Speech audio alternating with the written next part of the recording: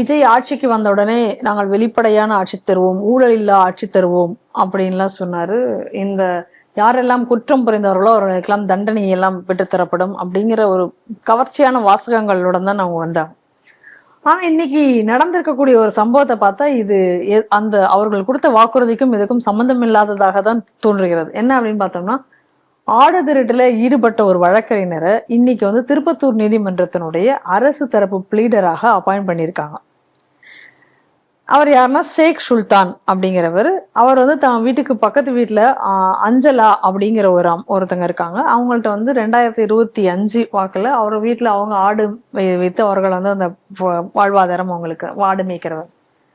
அப்ப ஆடு வந்து காணாம போகுது. அப்ப ஆடு காணாம போயிடுச்சு அப்படின்னு சொல்லிட்டு அவங்க வந்து போலீஸ்ல புகார் கொடுக்குறாங்க. அப்ப இந்த சிசிடிவிகள் எல்லாம் எடுத்து பார்க்கும் பொழுது இந்த சுல்தான் என்பவர், அதாவது இந்த ஷேக் சுல்தான் என்பவர் தான் இந்த ஆடை திருடி கொண்டு போவது அந்த கேமரால ரெக்கார்ட் ஆயிருக்கு. அதை வைத்து அவர் வந்து ஒரு வழக்கு பதிவு பண்ணுறாரு. அந்த வழக்கு வந்து இன்னும் அந்த வழக்கு நிலுவையில் இருக்கு. அது வந்து கோர்ட்ல வந்து ட்ரையலுக்கு வந்திருக்கு. இப்போ வாணியம்பாடி நீதிமன்றத்துல அந்த வழக்கு வந்து ட்ரையல்ல வந்து போயிட்டு இருக்கு. இந்த நிலையில தான் இவரை வந்து திருப்பத்தூருக்கு திருப்பத்தூர் மாவட்டத்தினுடைய நீதிமன்றத்துக்கு அவர் வந்து அரசு தரப்பு பிளீடராக நியமனம் பண்ணியிருக்காங்க. மாவட்ட நீதிமன்றம். அப்ப வாணியம்பாடி அந்த மாவட்டத்துக்குள்ள தானே வரும். சரி, அப்ப எனக்கு ஒரு கேள்வி என்ன அப்படின்னா, ஆடு திருடிய வழக்குல வந்து போலீஸ் தரப்புல வந்து கவர்மெண்ட் அட்வொகேட் தான் வாதிடணும். அப்ப ஆடு திருடுறதுக்கு எதிராக இப்ப இவரே தான் வாதிடுவாரா?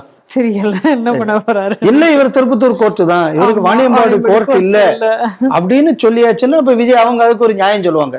நாங்க அந்த கோர்ட்ல தானே அவரை போட்டோம், அவர் திருடுன இந்த கோர்ட்ல போடலையே அப்படின்னு நாளைக்கு சொல்வதற்கான வாய்ப்பு இருக்கு.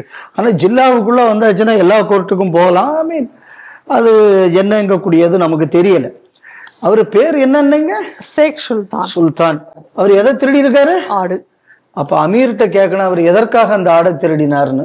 ஏன்னா இப்ப வந்து அவங்க ஆடை திருடுவது, ஆடை வச்சு என்னெல்லாமோ பண்றாங்க, அதெல்லாம் அவரு தான் நியாயப்படுத்தி அமீர் தான் நீள வீடியோ எல்லாம் போட்டார். ஸோ அவர் எதற்காக திருடினார் அப்படிங்கக்கூடியதுக்கு வந்து நம்ம இப்ப அந்த விசாரணைக்கு போக வேண்டாம்னு நினைக்கிறேன். அது அமீர் பார்த்துப்பாரு நினைக்கிறேன். அடுத்தது என்ன அப்படின்னு சொன்னானே, இதுக்கு பார் அசோசியேஷன் இதை கண்டிச்சு ஏதாவது பண்ணிருக்கா? இல்ல, அப்படி ஒன்றும் பண்ணல. நியாயத்துக்கு இதுக்கு செய்திருக்கணுமா வேண்டாமா? இந்த மாதிரி ஒரு பேக்ரவுண்ட்ல அப்ப எதுக்கு பார் அசோசியேஷன் இருக்கு? அப்ப வக்கீல்களின் தரத்தை இது கொச்சைப்படுத்துற மாதிரி இருக்கா இல்லையா? நிச்சயமாக.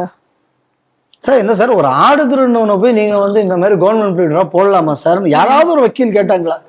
அப்ப இந்த பார் அசோசியேஷன் எதுக்கு இருக்கு? இப்ப பாருங்க, இப்ப தமிழ்நாட்டில் உள்ள இந்த பார் அசோசியேஷனை பத்தி நினைச்சாலே நமக்கு கொஞ்சம் கஷ்டமா இருக்கு. இந்த நாட்டின் முன்னாள் பிரதமர் ராஜீவ் காந்தியை கொன்றவன் பேரறிவாளன், அவன் வந்து இன்னைக்கு வந்து அட்வொகேட்டா வந்து இன்னைக்கு சன்னத்து இது பண்றதுக்கு அவங்கள அனுமதிக்கிறாங்க. இது எந்த நாட்டுல எங்க நடக்கும்? இன்னும் சொல்ல போயாச்சுன்னா கேஸ்ல கன்விக்ட், கருணை அடிப்படையில வெளியில விட்டுருக்காங்க. அவன் நீங்க வந்து இன்னைக்கு வந்து ஆஜர் பண்றதுக்கு நீங்க வக்கீலாக நீங்க வந்து உங்க பார் அசோசியேஷன்ல ஏத்துறது ஏது அசிங்கமா இல்ல? இந்த நாட்டோட பிரதமரை கொண்டவர் எந்த கட்சியா வேணாலும் இருந்துட்டு போட்டோம். அப்ப இந்த பார் அசோசியேஷனுக்கு ஏதாவது ஸ்டாண்டர்ட் இருக்க வேண்டாம்? இல்ல எங்கேயாவது குடிச்சு புட்டு ஏதோ ஒரு வக்கீல் சண்டை போட்டா அந்த வக்கீல போலீஸ்காரன் அடிச்சாங்கிறதுக்கெல்லாம் போராட்டம் நடத்துறே இல்லை. அதாவது எங்களை வந்து கேவலப்படுத்துற மாதிரி போலீஸ் நடந்து விட்டது, எங்களை பத்தி இப்படி பேசுற மாதிரி நடந்து விட்டதுன்னு எல்லாம் பேசுற பார் அசோசியேஷன். ஏன்னா இந்த மாதிரி வந்து ஒரு ஆடு திருடனவனை பிடிச்சி இப்படி போட்டிருக்கீங்களா, இது நம்ம ப்ரொஃபஷனுக்கு கெட்ட பேருங்க கூடியது யாராவது நினைச்சாங்களா? இல்லை. அப்போ ஒரு ஒரு ஒரு காலத்துல வக்கீலுங்கக்கூடியது ஒரு மரியாதைக்குரிய ஒரு ப்ரொஃபஷனாக இருந்தது. இனி எங்க மாவட்டத்துல எல்லாம் போனா வக்கீல்னா பொண்ணு கொடுக்க மாட்டேங்கிறான். இன்னைக்கு அந்த ஒரு நிலை இன்னைக்கு ஏற்படுவதற்கு காரணம் இந்த மாதிரியான பிஹேவியர் தானே. இதை விட இவருக்கு வந்து சப்போர்ட் பண்ற விதமாக சமூக வலைதளங்கள்லாம் வந்து அவர் இன்னும் கன்விக்ட் ஆகல, அவர் வந்து குற்றவாளி என்று நிரூபணம் ஆகல, அது வரைக்கும் குற்றவாளி என்று நிரூபணம் ஆனாதான் கவர்மெண்ட் போஸ்டிங் இருக்கக்கூடாது. சரி, இப்ப நான் ஒண்ணு கேக்குறேன், அப்ப அசம்பிளியில வந்து திருடினார், அதை திருடினார், இதை திருடினார்னு விஜய் பேசினார்ல. ஆமா. அப்ப இந்த திமுக காரன் 50 பேர் என்ன குற்றவாளின்னு கன்விக்ட் ஆகுனாங்களா? இல்ல. அப்புறம் அப்ப எப்படி விஜய் இப்ப பேசலாம் அசம்பிளியில? விஜய் பேசி இருக்கப்படாது இல்ல? ஆமா. ஏன்னா யாருமே கன்விக்ட் ஆகல இல்ல. இல்ல. அப்ப இப்ப இந்த நியாயம் எங்க போச்சு சார்? இப்ப விஜய் கேஸே எடுத்துங்க சார், நீங்க பாருங்கம்மா. அதாவது இவர் பேர்ல ஒரு வழக்கு வந்தது. என்ன வழக்கு? ஏதோ ஒரு காருக்கு வெளிநாட்டுக்கார இம்பார்ட் பண்ணி வரி கட்டலைன்னு. கேஸ் வந்து பிரச்சனை வந்து இவர் அரசியலுக்கு வர போறாருன்னு தெரிஞ்ச உடனே இவர் போய் வரியை கட்டினார். ஆமா, வேகம். இவர் அரசியலுக்கு வரலைன்னு இவர் அந்த வரியை கட்ட போறது இல்லை. கண்டிப்பா. அதனால ஒரு விஷயம் என்னன்னா, ஒரு ஆள் ஆட திருடினாரு, இன்னொரு ஆள் ஆடி கார்ல வரியை திருடினார், இவ்வளவுதானே. ஆமா, அவர் வந்ததுனால அதுக்கப்புறம் அவர் கட்டுனாரு. அதனால எல்லாம் ஒரு இனம் தான். அதனால இதுல எந்த மாற்று கருத்து இருக்க போறது இல்லை.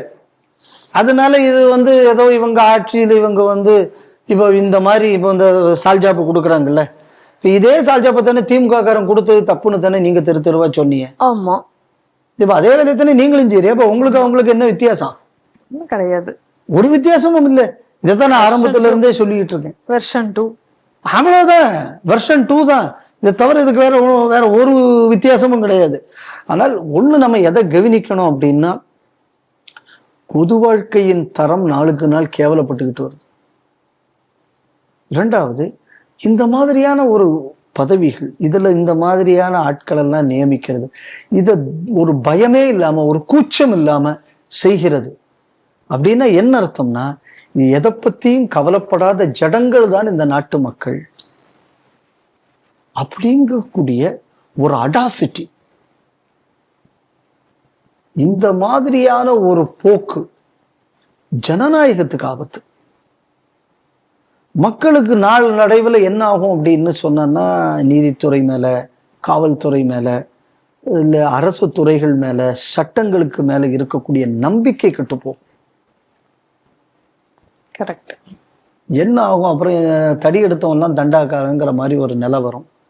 வேற நாடுகள்ல நடந்த புரட்சிகள் மாதிரியான புரட்சிகள் ஏற்படுவதற்கான வாய்ப்பு இருக்கு. அதனால இன்ஸ்டிடியூஷன்ஸை பாதுகாக்கணும். உங்க ஜாதி அரசியல், உங்க கட்சி அரசியல், உங்க மத அரசியல், இதெல்லாம் தயவு செய்து இதுல இருந்து கொஞ்சம் மாத்தி வைங்க. இது நாட்டுக்கு நல்லதில்லை. இன்னும் சொல்ல போயாச்சுன்னா, நீங்க ஜனநாயக முறையினால் தான் இன்னைக்கு வந்து அவர் இந்த ஜனநாயகம் உயிரோடு இருந்த ஒரு காரணத்தினால்தான் இன்னைக்கு முதல்வர் ஆயிருக்காரு. ஆமா, ஜனநாயகம்ங்கக்கூடிய ஒரு முறை பெருசாக இல்லாம இருந்திருந்தா உதயநிதி இன்பநிதியின் வரிசையா போயிருக்கும். ஆமா, நிச்சயமாக. அப்ப முதல்ல அவரு தான் ஆட்சிக்கு வந்தாரா கருணாநிதி தான் கேட்காதீங்க. அவர் ஜனநாயகத்துலதான் வந்தார், அது வேற. ஆனா அவர் எப்படி கட்சியை மாத்தின மாதிரி நாட்டையும் மாத்திருப்பார். ஆனா நாட்டை ஏன் மாத்த முடியலன்னா, இங்க 5 வருஷத்துக்கு ஒரு எலெக்ஷன் ஒரு முறை இருக்கு. கரெக்ட். அந்த முறையை இந்த பாரதம் என்ற நாடு நமக்கு கொடுத்திருக்கிறது. அதனால அது காப்பாற்றப்பட்டது. சோ ஜனநாயகத்தால நம்ம வந்தோம். அதனால அந்த ஜனநாயகத்தை நம்ம வாழ வைக்க வேண்டுங்கக்கூடியது. இது இந்த கட்சி மட்டும் இல்லை, பிஜேபி ஆகட்டும், அதிமுக ஆகட்டும், திமுக ஆகட்டும், காங்கிரஸ் ஆகட்டும், எந்த கட்சி ஆகட்டும், தயவு செய்து இந்த மாதிரியான தரத்தை கேவலப்படுத்தி விடாதீங்க. இது உண்மைக்குமே ஒரு ஜனநாயகத்துக்கு ஒரு ஆபத்தை விளைவிக்கக்கூடிய செயல். இந்த முடிவை அரசாங்கம் மாற்ற வேண்டும்னு நான் கேட்டுக்கிறேன்.